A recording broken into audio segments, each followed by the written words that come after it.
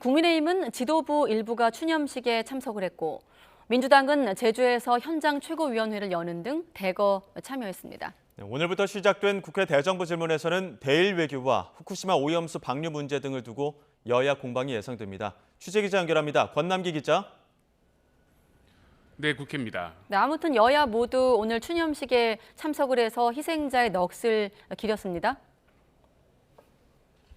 네, 그렇습니다. 먼저 국민의힘에선 김병민 최고위원과 박대출 정책위의장 등 지도부 일부가 추념식에 참석했습니다. 김기현 대표는 엑스포 실사단의 국회 방문 일정 때문에 불참했는데요. 대신 아침 회의에서 4.3의 상징인 동백꽃 배지를 달고 희생자들의 명복을 빌었습니다. 무고하게 희생되신 영령들의 명복을 빕니다. 우리 당은 제주도가 겪은 슬픔을 기억하고 자유민주주의를 기반으로 하는 국민 통합의 미래를 열어나가겠습니다.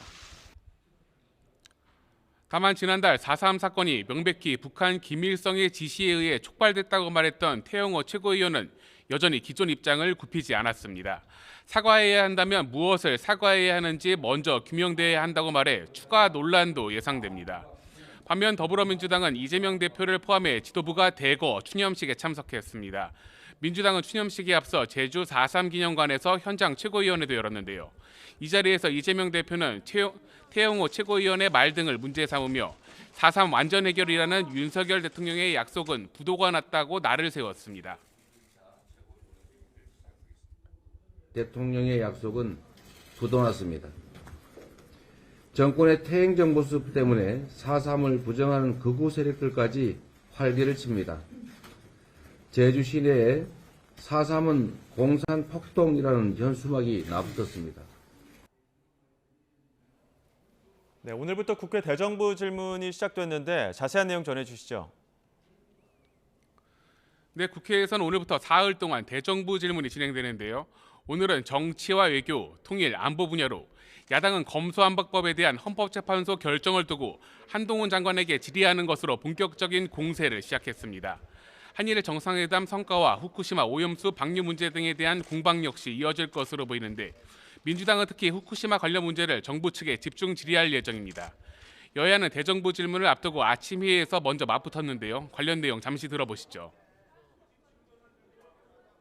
민주당은 일본발 가짜 뉴스를 근거로 삭발시까지 감행하면서 정부를 규탄하고 있습니다. 한일 정상회담을 둘러싼 괴담에 가까운 가짜 뉴스와 허위 사실을 유포할 걸로 그저 수입하지 않겠다는 식의 언론적 답변에 그쳐서는 안 됩니다. 당장 올여름 일본이 방류한다는데 어떻게 저지할 것인지에 대해 뚜렷하고 명시적인 대안과 로드맵이 필요합니다. 국회는 대정부 질문 시작에 앞서 엑스포 실사단이 방청하는 가운데 부산 엑스포의 성공적 유치와 개최를 위한 결의안을 참석 의원 만장일치로 처리했고 실사단에게 결의문을 직접 전달하기도 했습니다. 결의안은 부산이 엑스포 개최 역량을 충분히 갖췄다는 사실을 확인하고 성공적 개최를 위한 초당적 지원을 약속한다는 내용 등이 담겼습니다. 지금까지 국회에서 전해드렸습니다.